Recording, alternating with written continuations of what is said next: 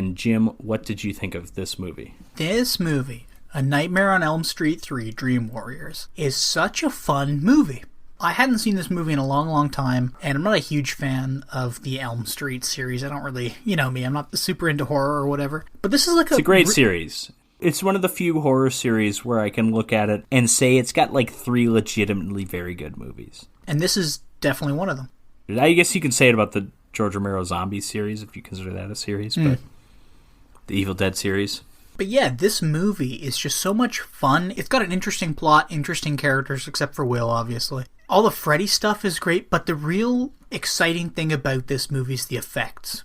Just every time Freddy does something, it's usually pretty cool, you know? And I guess as you were saying, this series turns into kind of like an effects extravaganza. It's just, it becomes a series to show off these effects. Freddy's death scene in A Nightmare on Elm Street 4 is probably the greatest collection of practical effects talents that's ever been assembled for a film.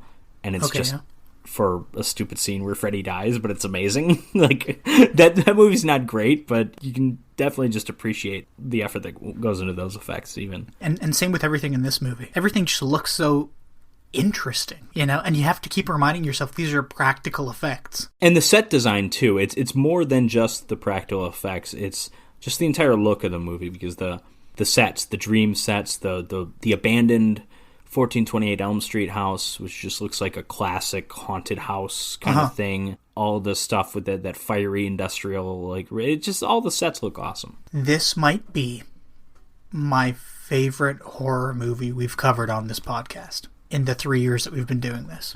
I just had so much fun watching it. I think it's a fantastic movie. Yes, and see, I wouldn't go that far because, well, one, I do prefer the original Nightmare on Elm Street, but this movie, I mean, as I said earlier, if you say this is the best movie in the series, I'm not necessarily going to say like, oh my god, that's a terrible opinion or something. I just personally don't share it. Mm-hmm. I'm sure 2 weeks from now my opinion will change, but as of right now, fantastic. Yeah, it's going to change when we cover Puppet Master 3, Toulon's Revenge. That one's a classic. Great. Awesome. Looking forward to it. Yeah, I mean, as a fan of the franchise, what are your opinions? Well, I like it quite a bit. This movie, is it like one of the greatest sequels ever? Like, is it in that Terminator 2, Return of the King, Godfather 2 conversation? No, probably not. But it's one hell of a sequel, and what I like most about it as a sequel, especially given that the second movie in the series, Freddy's Revenge, had like no continuity with the original, to step back into the lives of Nancy and her father, I think his name's Donald. I don't think you say his name in this movie, but I think his name, he's Lieutenant Thompson in the original, but now he's just a security guard, so he's just John Saxon. But I love seeing how they've changed. These two people that have reacted to the events of the first film in completely different ways. Nancy has become stronger, and she's been emboldened by her experiences, and she wants to help others. That's why she's doing all this dream research. She's trying to save and help the same people that are going through what she went through. And her dad has become weaker. He's become broken by the events of this. And I mean, who can blame him? His ex-wife got turned into a blow-up doll and pulled through a door at the very end of the first movie. Like, I think that's traumatizing to anyone. But I love what the movie does with those two characters, because it redeems her father, even though he has been broken by these events, because he eventually is heroic. And then, you know, Nancy didn't need any redeeming, but she's heroic as hell in this movie too. So I love what it does with those characters, but regardless of it like as a sequel, because I think it's a very good sequel, it's just a good movie. The effects, as you mentioned, are awesome. My favorite being the vain marionette stuff.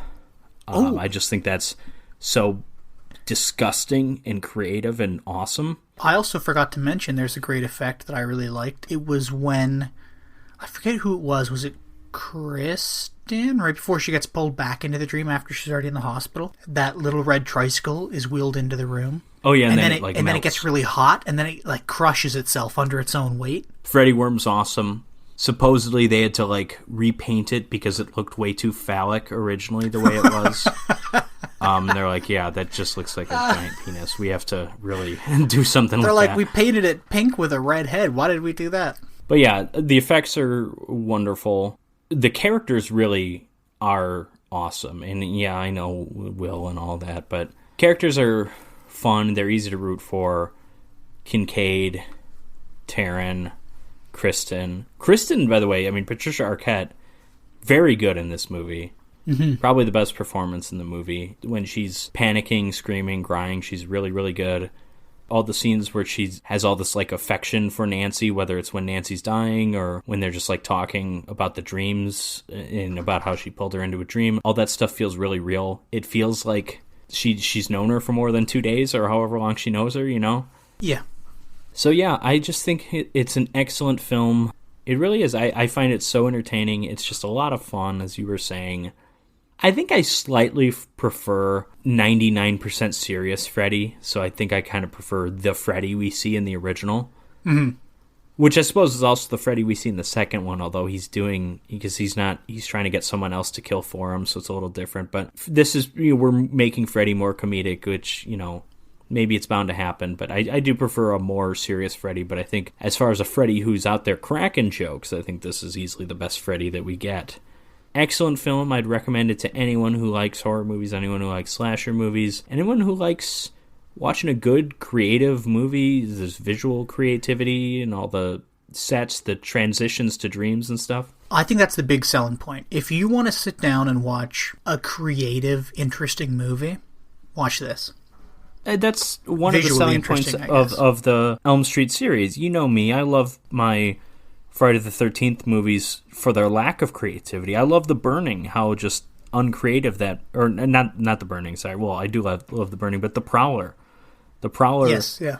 is absolutely not being creative at all, and it's just out there, and it excels at what it is. But these Elm Street movies, always a little bit more ambitious. It doesn't always work, but when it works, it really works. These are fun movies.